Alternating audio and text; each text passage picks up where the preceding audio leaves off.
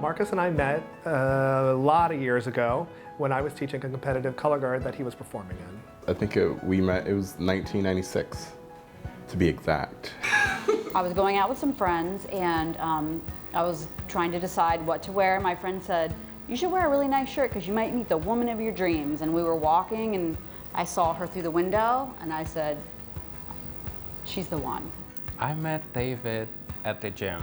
I was working out. I saw him in the secluded one over there and got to know him and worked its way from there. I would say it was lust at first sight, and love did come though. Love came. Yeah. We met at the gym. One day we sat and started talking in the sauna, and the next day we ran to each other in the locker room. I passed as he was coming out, I was going in, and we said hi, and then he asked me out. The story goes two different ways. Yeah, he definitely showed an interest in me. Mm-hmm. And yeah, we hung out, we were friends for a while. We dated very briefly, and then we stayed friends for many years and dated other people. Yeah. And then all of a sudden, something just clicked, and we instantly both knew we needed to be a couple. He was like my best friend before he was ever anything else. You know, we had a really good friendship before we kind of took the plunge into a relationship, so that's kind of how it worked. It seems like forever and a day ago that we met.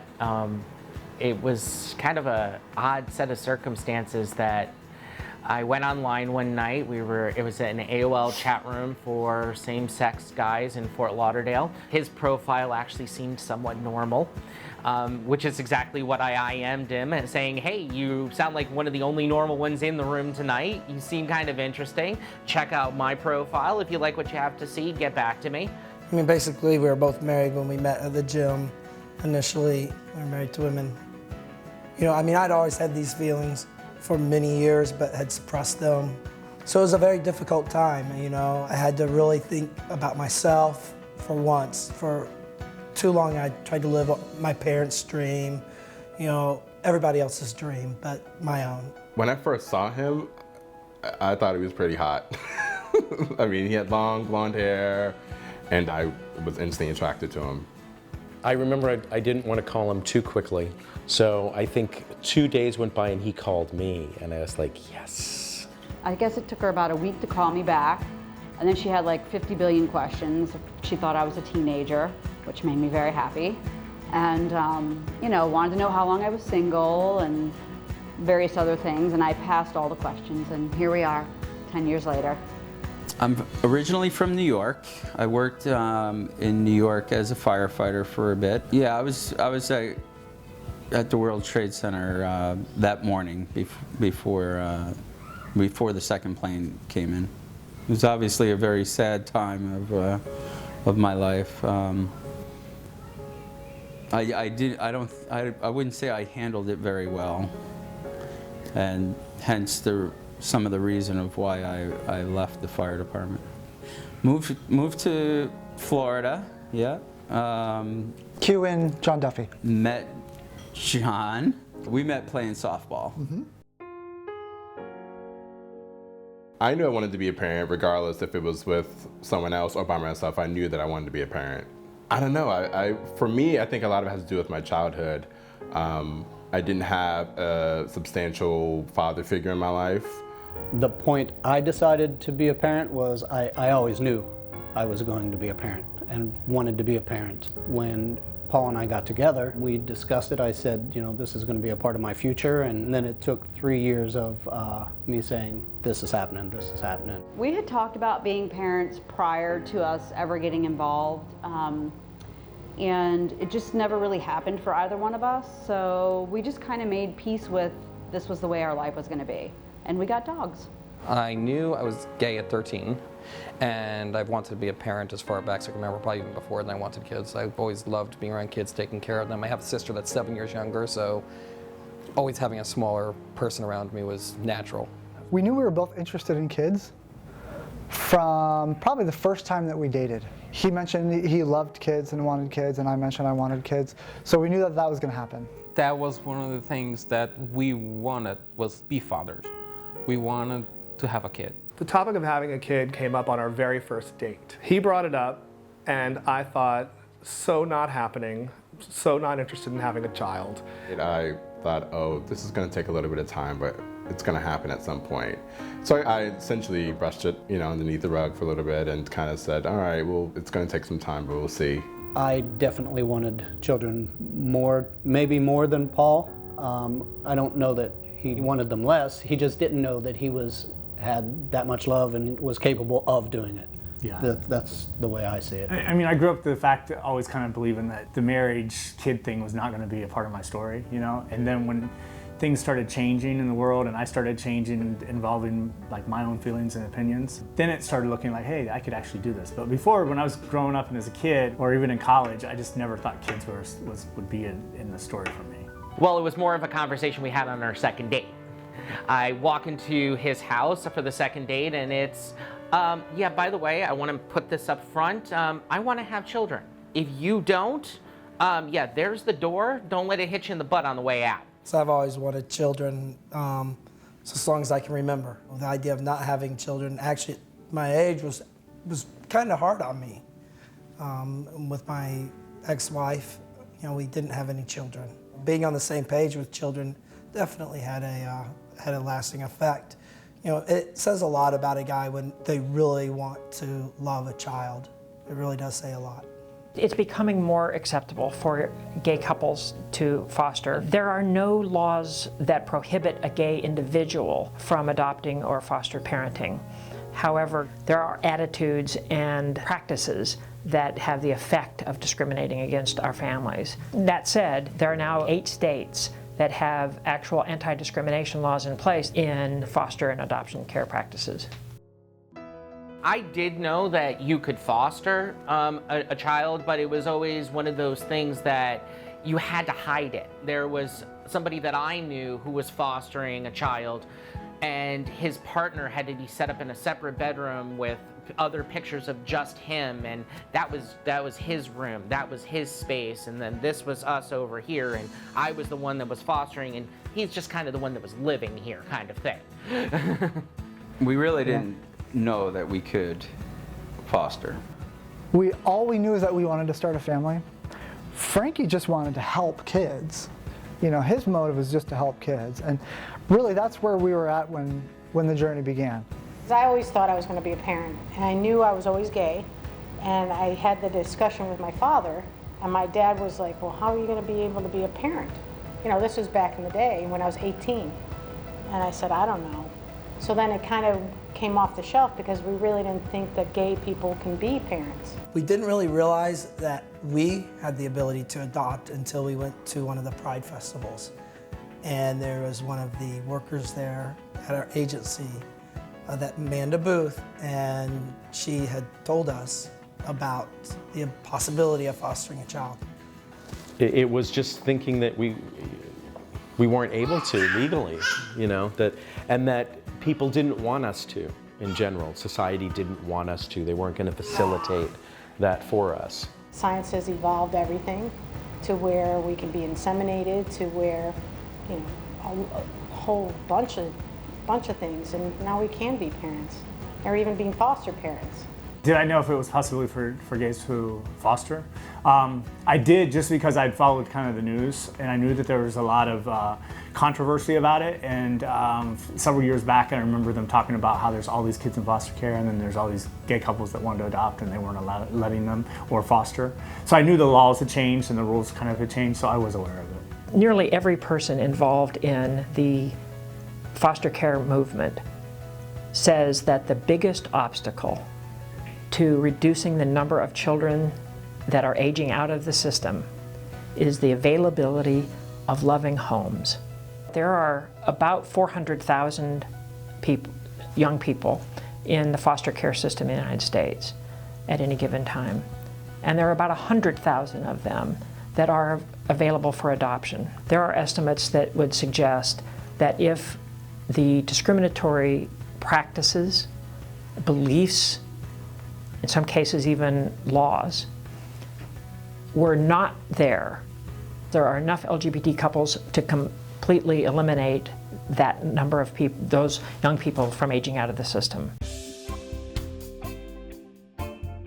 To become foster parents, we had to go through a whole process of going to classes for 13 weeks. We had to have our entire life scrutinized. They had to come into our house and make sure that nothing was going to fall on the kid's head. They really went out of their way to make it very difficult in many ways, but, wanting to protect the child, but at the same time wanting to make sure that, the kid was going to be in safe hands as a temporary caregiver. When we decided, or finally got to the place where we were both on board with becoming foster parents, I had us signed up for class in less than a week and just jumped into it before he could get cold feet. The foster care class wasn't really difficult for us. It was difficult getting time off of work, but we made that happen, and we actually really enjoyed it. Some of the stories were heartbreaking, but other than that, we enjoyed it. We learned a lot. We learned a lot about how our system works. The woman who was teaching the class was very charismatic. She was very pro gay foster parents, and she was very excited to have so many gay couples in the room. And that was a lot of what really got us on the train, because it became, this agency wants us here. This agency is actively looking for gay people here.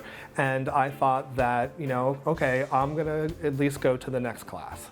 Basically, it's a 12-week crash course on how to be a parent, how to deal with the foster care system, what you're going to encounter, learning what you want to do, and really a chance for the foster agencies to weed out who is not going to make the cut. When you're fostering, it's not about you. It's always about the child and the child's needs, because the kid's being taken out of a very bad situation, and they need a family that's going to be stable, loving, and supportive for them, and your needs need to go on the back burner. When we were taking the foster care classes, I was actually halfway through to a master's in social work at the time, and I had just gone through childhood development as part of the curriculum.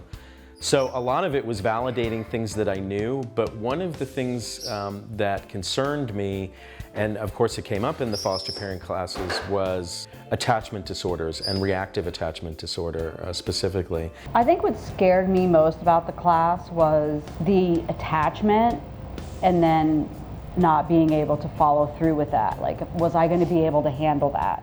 You listen to new cases, and it really plays with your emotions throughout the classes. I think that was the hardest thing, because you can learn CPR, you can fence your pool, you can baby-proof your house. That's easy, but the emotions, it is there. What scared me the most was, maybe it was around class 5, and it was like the psychotropic meds and possibly having a kid who could have mental issues, and we wouldn't find out until later. And then when we got closer to the end of the class, we all had to start getting a crib and getting a room together. That's when it started moving really fast for us, and I think that part scared me, because I'm like, this could happen really soon, sooner than we think, The class that kind of touched me the most, or really made an impact on me, was when they talked about some of the real life situations and what got the kids into care. And I realized then in class, my role was a lot bigger than what I originally thought it was going to be. I mean, some of these kids, it's just heartbreaking, the reason that they're there. And the big thing about it is that, one thing I'd like everybody to know, and people that ask me, is these kids are not they're not permanently broken. They're not flawed in any way. They were just in a bad situation, and they needed to be removed from that situation, and that really made an impact. You would go in one night thinking, yeah, I can do this, and sometimes you come out of there like, maybe I can't do it. The classes were really eye-opening. Some of it was parenting classes. Some of it was about safety and security, very, very informative, and scary at the same time. One of the main things that scared me in the classes was separation. They had 3 separate classes on how to separate from the child, which is a very intimidating and heartbreaking thought. Right. Anybody who I talk to about fostering who's scared is scared of separating from a child they fall in love with, and it's natural. This is about the child. This isn't about the love that you've always wanted in the family, this is about helping a child. When we went to foster care, I found out that they didn't have any problem with us being gay, that they had several foster parents that were gay. And they kept telling us that the goal is not adoption. You're not going to get to adopt these kids, you're just fostering and that's it. In the classes, they're constantly reminding you that the goal of foster care is reunification with the biological parents. Mm-hmm. That's the goal. Sometimes it becomes a permanent situation, sometimes it's a temporary situation, but you know, just that whole idea that you can really make an impact on a kid's life, I mean, you know, it gives, I don't know, it felt like I had purpose.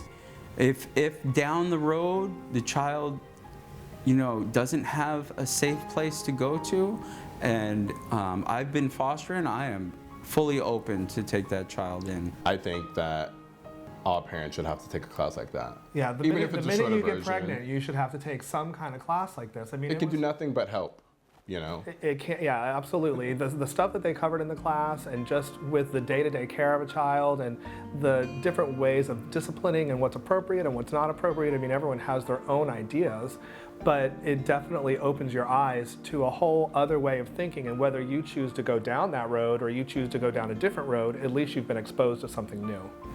Going through foster care class definitely makes you a better parent. Yes, I think it makes you a better parent. You know, the normal straight couple could really benefit from classes. And when I came out of it, I thought this is something like every parent should have to take, especially learning kind of how to like behavior management and things like that. It is funny that you know, straight people can just have a child, and that's it. The child's theirs, and you know, if they're able to.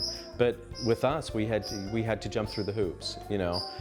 But I've always been willing to jump through the hoops because I'm so grateful for the opportunity that I didn't know existed.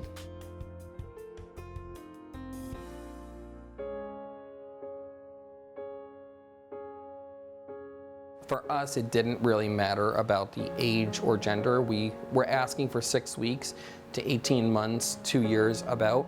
Fortunately for us, we essentially wanted the same thing. We wanted one that was old enough that they weren't completely, you know, unable to take care of themselves, but at the same time weren't old enough that they'd be coming with, you know, a whole bunch of baggage. We said we preferred a girl. We thought that an infant would be better because we wouldn't need to worry so much about what their background was and, you know, how they might have been traumatized or neglected. Once we were licensed, we immediately got phone calls asking for placements. Now, immediately, we're talking an hour. Yeah, maybe an hour after being licensed. That's not an hour after getting our license. That's an hour after them saying, hey, we're going to mail your license in the mail now. When she came home from the hospital, she was just under 4 weeks old. She had some issues when she was born, and she had to stay in the NICU for about 3.5 weeks. He was 3 months old when he came to our house, to our care. Right. Well, Sarah came to us when she was 7 months old, and at that point, we were told that prospect for adoption on the case was probably good. Nikki was 18 months old when we first got her. Admittedly, it was a little rocky the first couple of months. She was very, very scared. She had no idea what was happening to her. I think I may have been scared, but my elation kind of overrode all of that, and just this natural drive just to care for her was amazing. I wasn't scared about becoming a parent or a gay foster parent or however society wants to label it. It's just, to me, it was just natural progression of you have a child and you just do it. You know, no more nerves than anybody else would have. We weren't really scared because at the NICU, the nurses there were fantastic. They kind of taught us how to do things, changing diapers, bathing, what happens, you know, if they're crying, or, you know, just they kind of walked us through the whole thing. And I was scared to death, We especially were with a baby. scared to death. Thank God for Google. Oh my gosh, I don't know what I would do if I didn't know how Google how to wash a baby, how to feed a baby. It was good. They say they don't make instruction manuals for babies. Check out Google. Check out Google. It's all there. The first few hours of having an infant in the home was a little stressful, a little confusing, like, all right, now what do we do, you know? Thank God I was in nursing school at the time, and we called one of my nursing buddies, and she came over. She's like, the first thing we have to do is get a bassinet. And I was like, great, okay, we're gonna get a bassinet. We have to get a bassinet. We have to get a bassinet, but what's a bassinet? When Sarah first came to us, I think after she brought the first couple of childhood illnesses home from daycare to us, there was part of me that was concerned because then we in turn would get them. And that stopped after the first couple of months. She would still get sick, but we wouldn't. But I thought, I can't be sick all the time like this. What are we gonna do, you know? But at the same time, you know, you fall in love and you realize that parenting is just a different set of problems. Anything that's rewarding is also challenging usually. The thing is that when we first brought her home, I mean, she put it very gently, we were a little freaked out because we're two single women who, you know, our lives did not evolve around anything other than what, you know, biking, hiking, Vacations, kayaking, dinners, we plans. we had laundry piled up. The house was a tornado. I mean, we really, honey, you got to tell them. We were a little freaked out in the beginning because we were not used to children at all. I never thought that it was too difficult and that we might consider giving the baby back. I did think that to be a single parent must be very, very challenging. And I don't know how a single parent could do it. Yeah, I remember the first night that I got up and held him in my arms and fed him his first bottle. And I looked into his little eyes and he looked back at me with his blue eyes. And I knew it was just love. I melted right there and I knew I'd do anything for that child.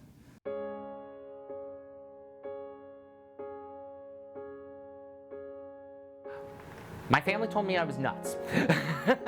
No, my family was very supportive of the idea of me becoming a father. They all said, you're gonna make a great dad.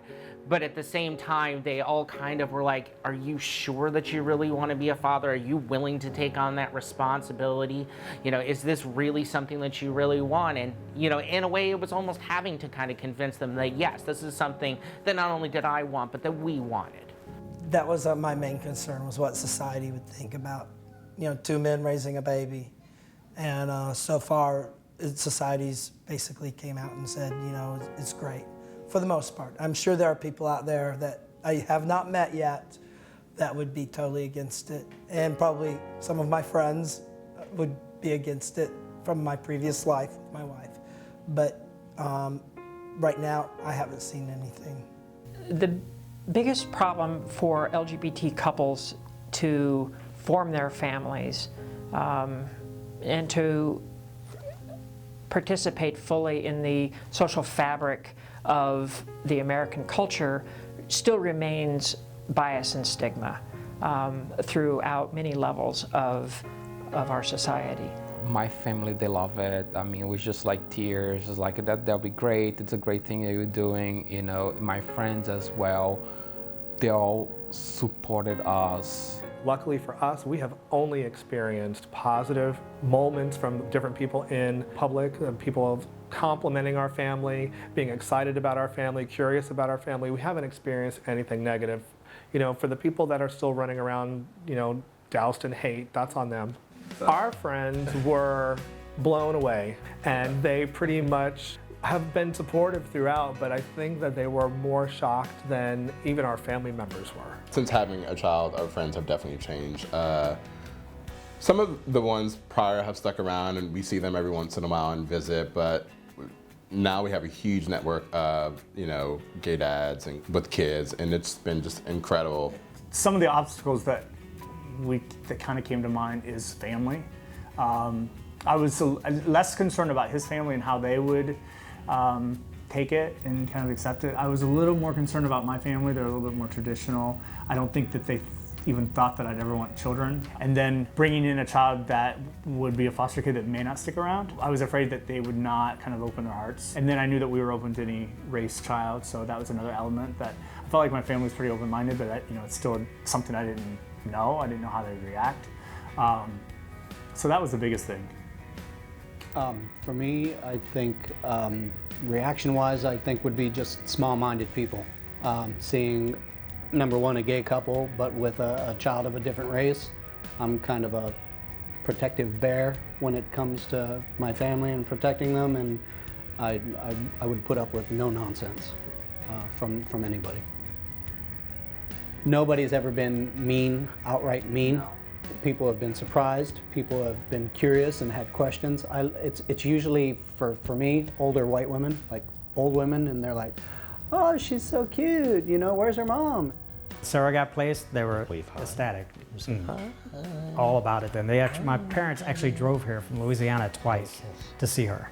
My family's been extremely supportive through the entire process, and so have our friends. I think that when I mentioned it initially, I could sense some skepticism as to, you know, whether or not they thought it was possible, or we were aiming too high, or we were too excited about something, or, you know, that wasn't going to happen. Within a week of her coming into our life, several of our friends that we used to hang out with disappeared from our life. They did not want anything to do with kids, did not want to be around her, did not want to hear her. Our new lifestyle does not fit for some of our old friends. You know, some gay men love children and want to be parents and be around them, and other gay men are very used to their independence, and while they might like children, they don't necessarily want to spend a lot of time around them. You know, I don't really feel as though we get strange looks from people. I think that if this was 10 years ago, we would have gotten a lot more strange looks. When we told our friends that we were fostering, people were supportive, people were shocked. I think secretly they were more shocked. Secretly they were shocked. You know, you get a face like this, like, oh, that's great. At first they thought we were talking about a puppy. We would say, we're getting a baby. Oh yeah. You know, gay people they call their dogs their babies, so. I got that a lot. How old's your puppy? Yeah. What kind of breed? Like human? I think most people admire and respect us, and a lot of people wish that we were their parents because we do come with a lot of love and a lot of good stuff. I think that being in the gay community, period, we all rally around each other. And I really like it because a lot of our gay friends have children, you know, they're mostly men. We're like the token lesbians. And so for us, it'll be good to be able to be a female figure to these little children that are growing up, you know, with two dads and vice versa. The piece that we struggle with, though, is, and I think it's important to say, is that there's still a lot of people in the gay community that kind of give us that look, like, you know, what are they doing? Like, you know, and so it's weird. We don't really fit in the gay, the gay culture. We don't really fit in with the straight mom and dad soccer mom kind of thing. So we have kind of our own little thing. It's kind of interesting. The people in the gay community that we meet, I feel like we give them hope.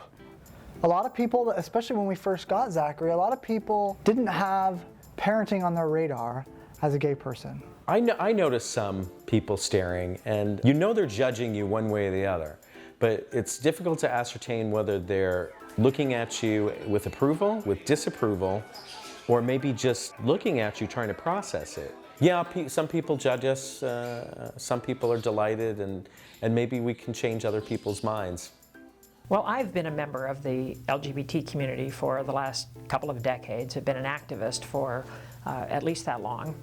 And I think there's been tremendous change. It's obviously been very positive on the marriage front, and that's a good thing because marriage confers with it many benefits. People are starting to look at us and starting to look at our families as more similar than dissimilar has made a tremendous effect.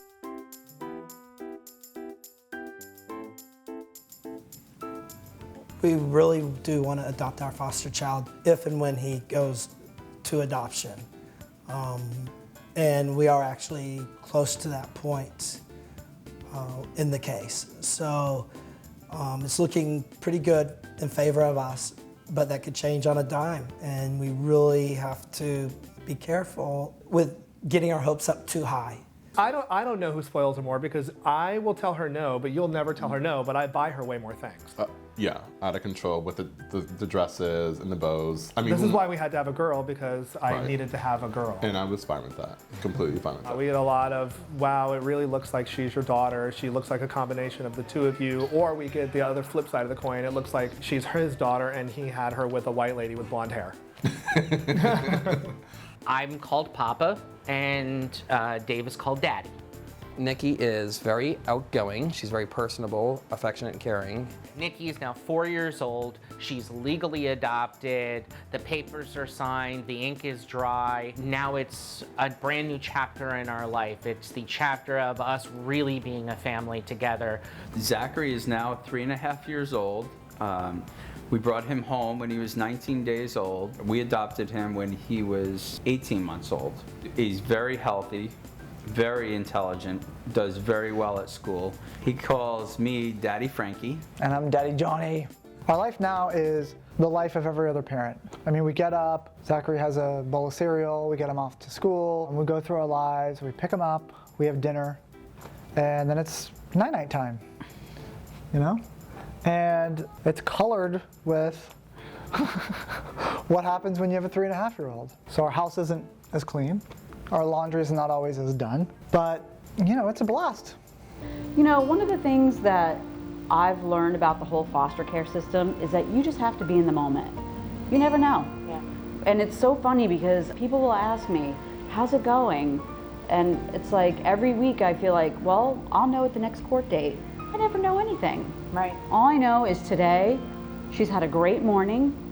She has a wonderful life right now. And hopefully we'll be able to help her parents realize, you know, how to do it. Right now, the mother's not equipped to take her, and if she goes back too soon, it wouldn't be to the benefit of her, the foster baby. You know, the thing about it is too, is that for us, we've learned to trust the process. And we're not in charge, you know. I believe everybody has a path, and I really truly know that about this little lady because she was placed and nobody picked her up, and she ended up coming to our home. So there's a reason why we have her, and you know, it's gonna work out the way it's supposed to. And I know I say that very calmly now, and the day that they say you have to give her back, I'm probably not gonna be this calm. That's why I've learned to stay in the moment with it.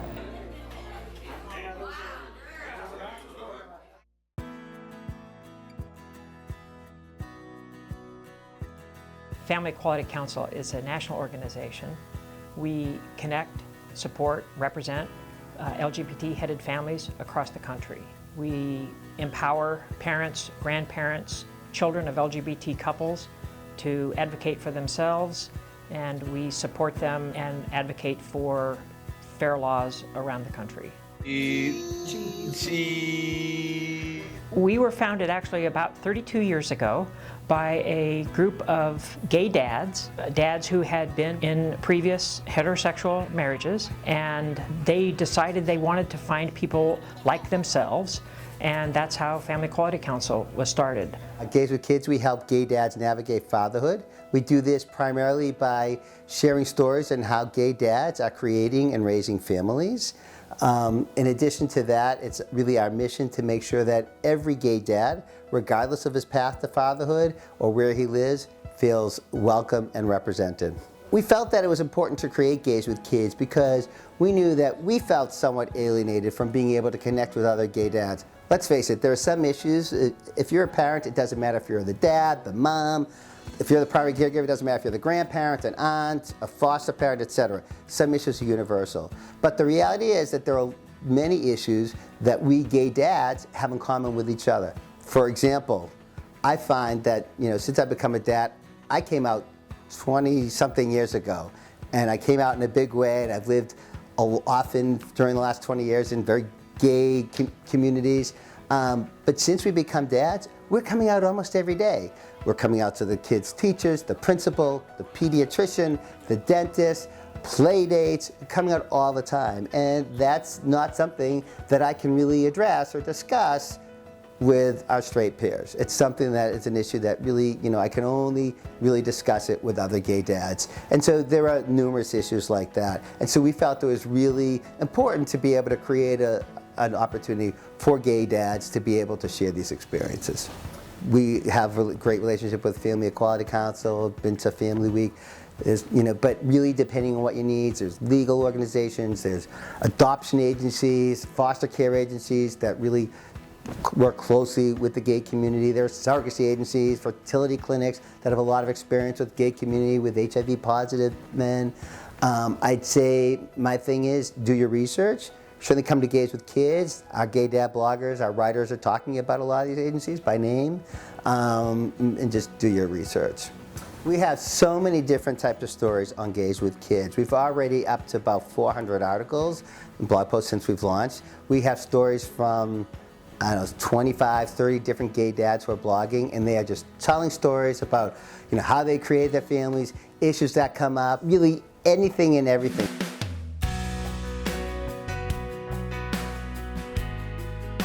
The first 6 months that we had this child, I'd wake up every morning and had to think to myself, this is not my child. I love this child, but this is not my child. It's very difficult, but there's also nothing more rewarding than seeing this little thing that you used to hold that all it could do was stare back at you, grow into a little boy that runs around and just goes crazy. The one advice that I can give to anybody that is that's thinking about wanting to be a foster parent is be very serious about the fact that this is what you want to do. It is the hardest thing that you will ever do in your life, and you have to be prepared about the fact that you are going to live every day of your life until that day when the judge says, congratulations, you are a forever family. That you are going to live under the constant fear that that a relative's going to come along that they didn't know about, that something's going to happen, and that at a moment's notice you could get that call, have a bag packed, that we're coming to get the kid and they're going to be leaving you. Most of the time, your first placement doesn't stay. Most of the time, your first placement gets reunified, and I think it gives you an opportunity to sit down with your partner, or if you're doing it as a single person, to really say, is this the life I want for me? Am I ready to do this for the next 18 years? And I think it gives you a time to press pause. And I hate talking about it like this, but from a financial standpoint, it is way less of a burden than surrogacy or adoption. It's different. There's definitely expenses, don't get it wrong, but it's not nearly that level. Fostering, your heart is in it, no matter what. But from a practical standpoint in parenting and wanting to be a parent, it's a wonderful test ground. Know exactly what the both of you want as a unit before you proceed. Raising any kid, your own kid, a foster kid, it's a lot of work, Yeah. If you're ready to take the plunge, take it. And when you're going through foster care, think of it like a team. It's important to think of all of the people, because there is a lot of people that you're going to be involved with. You have to think of it like a team. And wherever anybody falls short of any skill or anything they're supposed to be doing, you pick up that skill if you have it, And the purpose, everyone's purpose, is to take care of the child. It's not about making sure that I get what I need and making sure to point out what this person or that person did or didn't do. It's about creating an environment where a child can thrive. I think people should foster because if you're in a place where you can help someone, do it. I mean, it's your job as a human being, as being, part of the community, as being an individual that cares for your community. I think that's, why you should foster. Fostering a child is not difficult. That was the biggest surprise, I think, in all of this. It was easy. The adjustment was easy. The time frame was easy. Everything was easy. Try not to get tunnel vision of what you're looking for, but maybe, keep your options open. Maybe an older child, maybe a child of a different race, different background, things like that, because you'll find that there's so many kids that need a good home, and you could be that home that they need. I think everybody should take it on. I don't think it should be a gay thing. I think that if you have a home that's loving and supporting, and you know you could help a child, maybe not permanently, but maybe just for a short period of time, really think about it. You know, and I don't think it has to be a gay couple thing or a straight couple thing. I think it's just, you know, families, I mean, we have people in our class, it's like a mother and a grandmother that they're doing this, you know, so it doesn't have to be the traditional what you think of a mom and dad. I mean, kids just need, biggest thing they need structure, and they need stability, and they need lots of love. That's it. The fostering system, finally looking at and allowing gays to foster, is an extremely practical idea. I've seen there's so many children in the system that need love, that need help, that need to be taken care of, that need a safe place with loving people with good heads on their shoulders. But I think that gays are, they're so happy to become parents. Certainly there are a lot of gay men who are interested in becoming dads, and I think foster care would be a great option for many people. All of the leading national child welfare and social welfare agencies agree that children raised by lesbian, gay, bisexual, transgender, and queer parents are as happy, healthy, and well-adjusted as children raised by different sex parents. What I would say to couples today, LGBT couples who are looking to raise children but aren't sure, the best way is to follow your heart. The most important thing to do is to be true to who you are. If you're a parent at heart, if you know that you have what it takes to be a parent, to give a part of your life to a young person, then do that.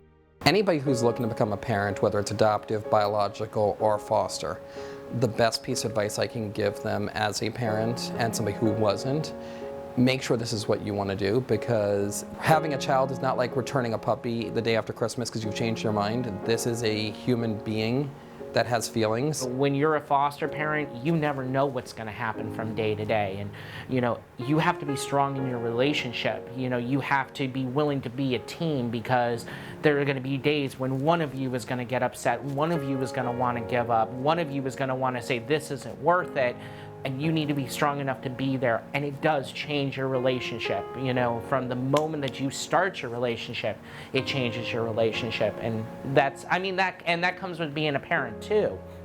But you really have to be prepared to be a team at all times. I think we helped recruit several gay parents.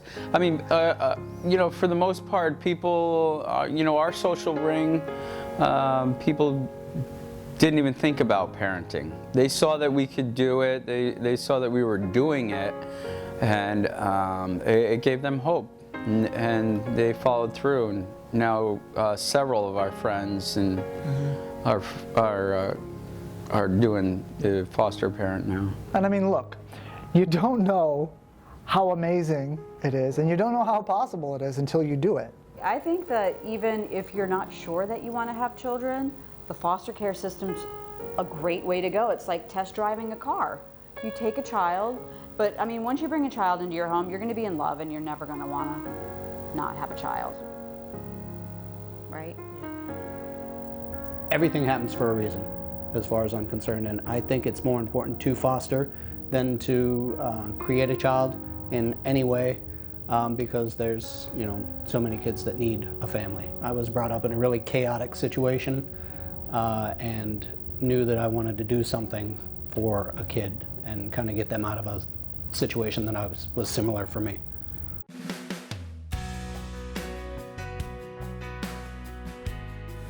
America's changing, is changing for the better. You know, these children that haven't had homes, that were growing up in group homes, they're now finding homes. You know, this isn't something political, actually. You know, it's for the babies, it's for the children, it's the homes that we're able to give to them, and how we can contribute. You know, I had a lot of exposure to the evangelical people. A lot of them, even some of my previous friends, would probably believe that what I'm doing is wrong and hurtful. But, you know, I welcome them into my home, come sit at my dining table, and you see my child and how loved he is and how happy he is. And then maybe you might reconsider. There's some people that will never accept us, and that's fine. They can live in their little box and we'll just keep moving forward, loving this child. You know, America is changing. It's changing for the better. Hi, Daddy. Hi, Daddy. I love you. Blow kisses. Mwah. To the naysayers of gay people raising children or interracial couples raising children, you know, I don't need to say anything to them because they just have to look at our daughter. She's thriving, she's beautiful, she's happy, and if that's not enough for them, then that's on them. They got to figure it out on their own time. You know, we're happy where we're at and what we're doing. You go do your thing, we'll do our thing. Oh, wow, what's the takeaway and the biggest reward? Just waking up to her beautiful face and his beautiful face every morning and, you know, saying this is our family forever, and I couldn't be more happier. Good morning, Pop-Pop. Say we're going to school. Say I miss you.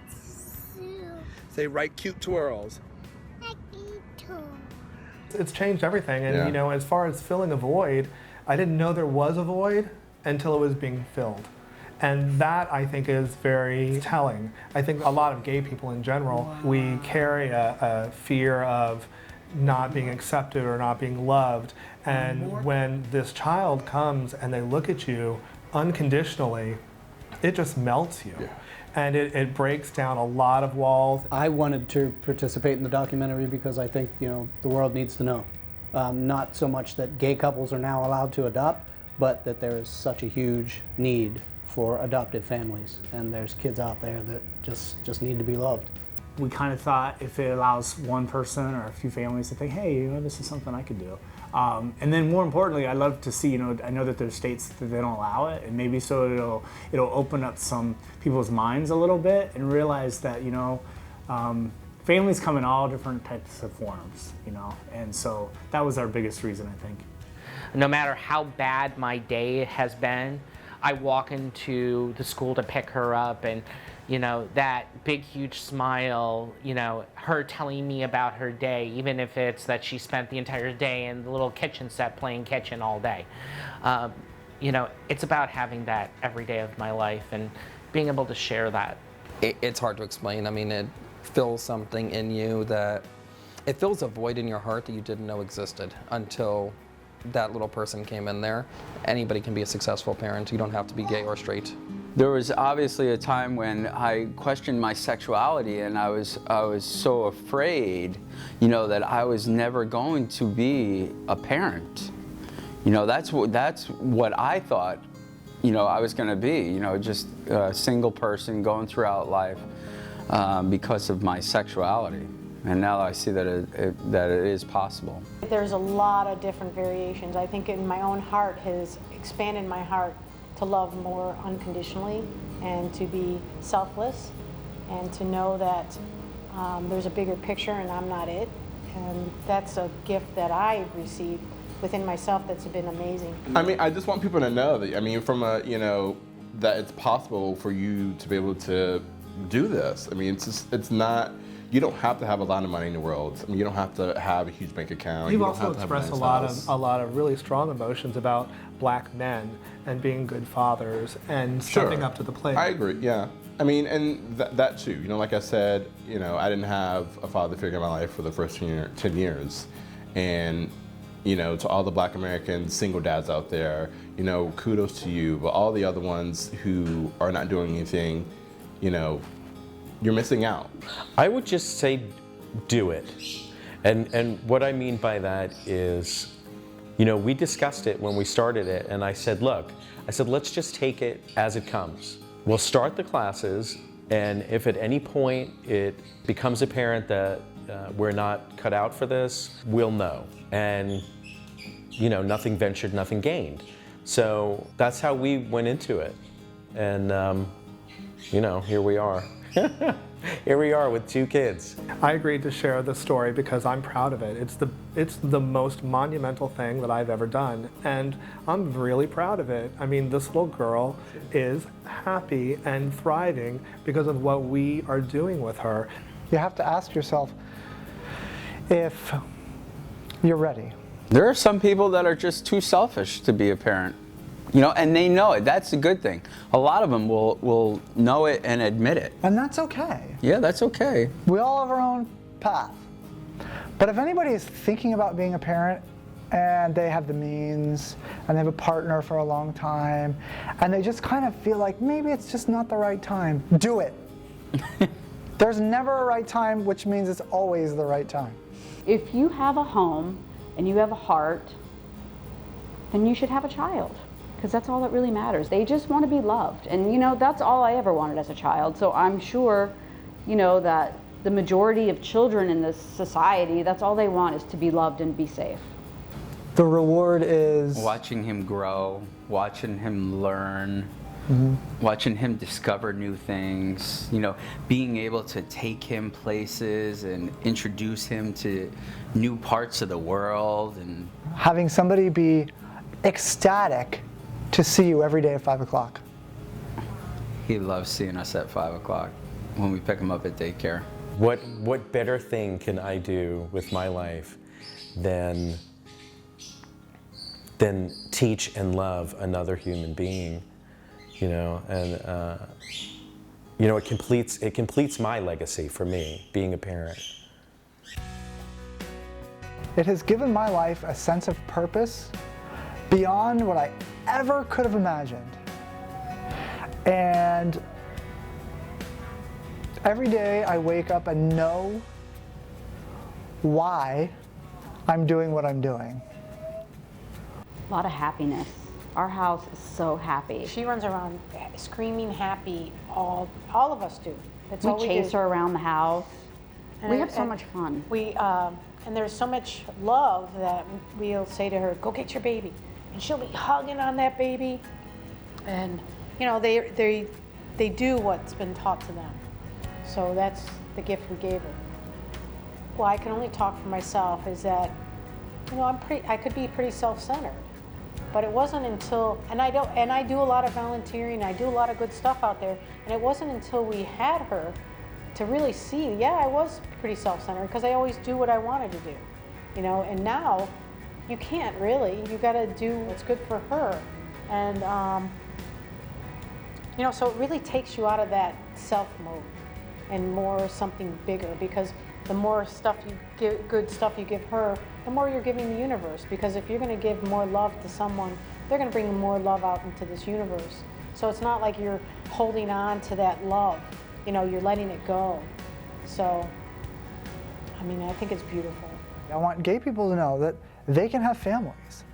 Not only that they can have families, but they can have cute ones like this. Look at this little guy. They can have a family that helps another community. That the gay community can actually heal the foster community, you know, by taking on a foster child. And it's exciting. It's exciting because I think that we can promote diversity. We can promote for people to open their minds and open their hearts and realize that we're just a family. We're just another family. I mean, we are the Cleavers. There are so many children that need a place to be. What does it matter who has them? We're all the same. I'm just like anybody else. She's just like anybody else. When people see us being foster parents, that other people just jump on the bandwagon and do it because, you know, we're helping. And I think this is a great way to spark a discussion about it. You know, this world is changing. Get on board. It is changing. I see gay parenting becoming, I see it being a huge wave, like the baby boomers, for instance. There was a major social event that caused the baby boom generation, and I feel like there is a major social event, be it marriage equality and just the gay rights movement, that is causing us to realize that we can all start families, and it's going to explode into its own generation. The Gaby generation. You know, for anyone that you really need to be completely, really secure about who you are, and you have to be really okay about being gay and being proud of who you are, and etc. Because you will need to come out often, and you know, depending on where you live or the community, there might be a lot of other people like you, or you might be the only gay in the village, and so that could be a lot to have to deal with. The way to change hearts and minds is through storytelling. It's through learning about who we are and who our families are. It's about participating in the fabric of American life. That's how we change hearts and minds over time. I think that being a parent is possibly the most scary thing you can do. You don't know what you're going to do from one day to the next. You don't know what your child is going to do from one day to the next. You have visions and ideas and plans and hopes and aspirations, and it is the most rewarding and uplifting and powerful thing that ever occurs in a parent's life. I've seen the gay dad community evolve significantly from when we became first-time dads to now, to my experience with gays with kids. I think the biggest thing is that a lot more people understand that they can become dads. If you're in my generation, in the late 40s or so, it just wasn't an option. Back in the 90s, it was all about AIDS, and for those of us who are HIV positive, are we going to live another year? So no one even thought about planning for the future. And today, it's wonderful. You see all these people who are thinking, hey, I can become a dad. Just because I'm a gay man doesn't mean I can't become a dad. And we're giving another opportunity for younger people to say, here's another option for your future.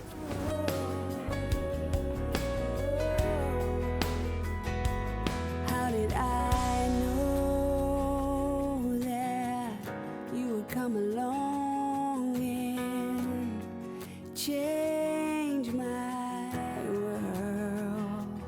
How did I see love that was meant to be so long ago?